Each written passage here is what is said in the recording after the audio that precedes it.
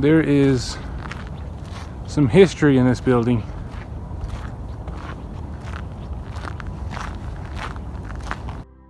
After looking at the building more, it looks like it would serve as a chapel or a church to have a ceremony in. Get this quote here from VSR. I'm not sure what that's from, but I circle breathed the pregnant moon. Huh. There's all these people that were here. After a quick Google search, I realized that this is a poem for birth. Little path here, and I see a building here. That's probably a mausoleum. I think all down here is just mausoleums. There's a couple down that way. Yeah, there's some down that way. So here is one of the mausoleums.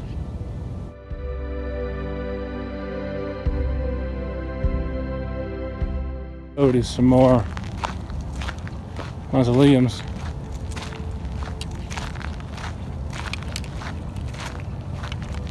Here is another mausoleum. It's pretty nice. The mausoleum. These ones are interesting because he was in the Civil War. This is a Civil War veteran in this mausoleum. October 7th, 1834 to February 12th, 1892. Interesting. Looks like there's a house down here. It's like a shed with graffiti on it.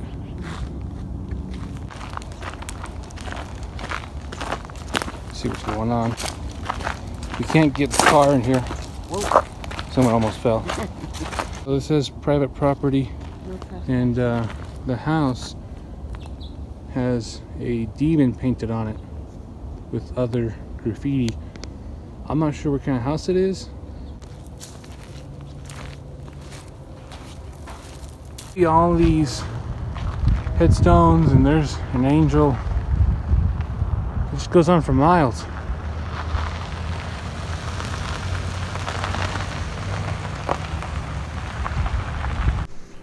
The further you go into the cemetery, the more you see history. History of the people who were here before us, of what Colorado was like, of the Civil War, just what life was like back then. Riverside is home to one of the first military cemeteries in the country. You begin to see a variety of graves and what people believed in. We saw a lot of Christianity stuff, we saw Catholic, we saw Jewish. There was a few graves where people didn't believe in anything. It said no religion or unreligious. There are a few graves that say unknown, like they don't know who the person was.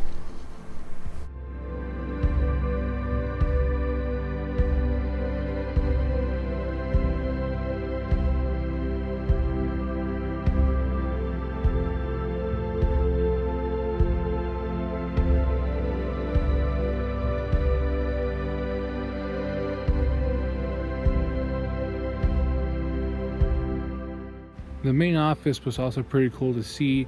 It was made out of concrete and it was set up like a old villa. Looking, you can see just in the distance where we just were, across all these stones.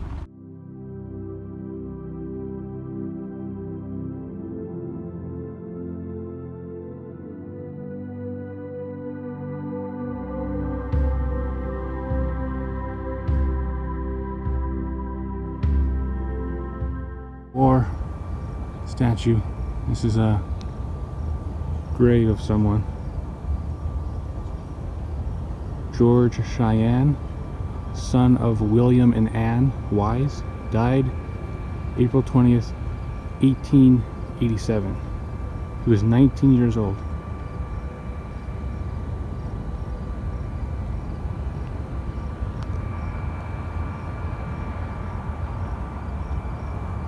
I thought all these headstones were blank, but it just turns out they're just turned around. It says dedicated to the veterans of the Grand Army of the Republic. Interesting. This is Central Camp, Sons of the Union Veterans of the Civil War. So this is all Civil War.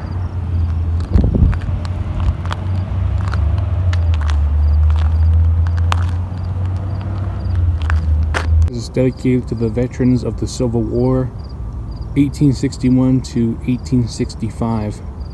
Walkway path up to the monument. There's these names on the... While looking at the names on the bricks, I did not know I was about to capture a voice that I cannot explain. It says, excuse me, why are we here? Have a listen. The 1800s.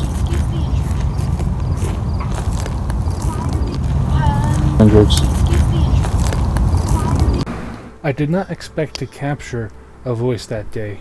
Today was supposed to be a cemetery exploration, to show some of the history and to show the cemetery. I'll never be able to explain that voice. Everyone in my production team was quiet. No one was talking.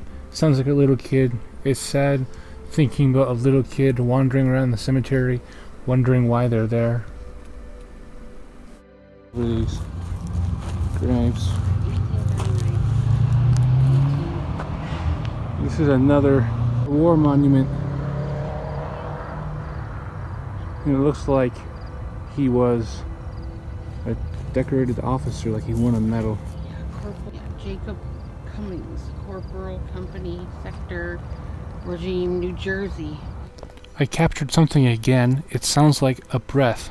Have a listen.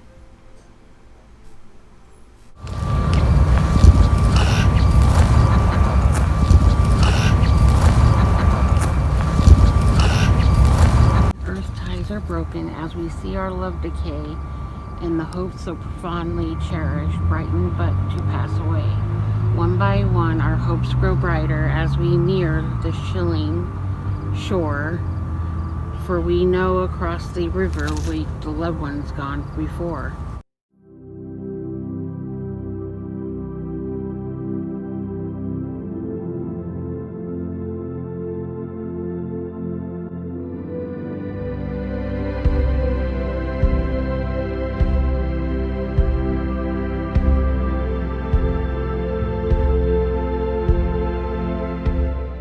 There's a grave here that has a horse on it. That's pretty cool. I can't say how old it is. There's no dates on it. That's pretty cool.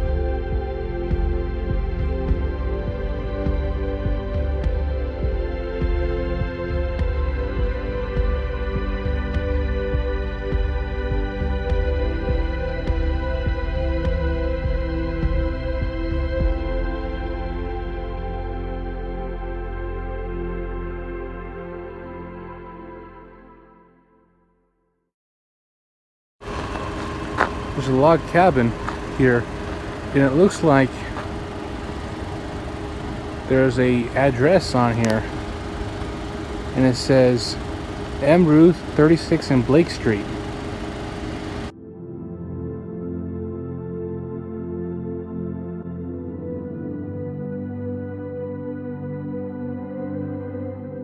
Here's another one.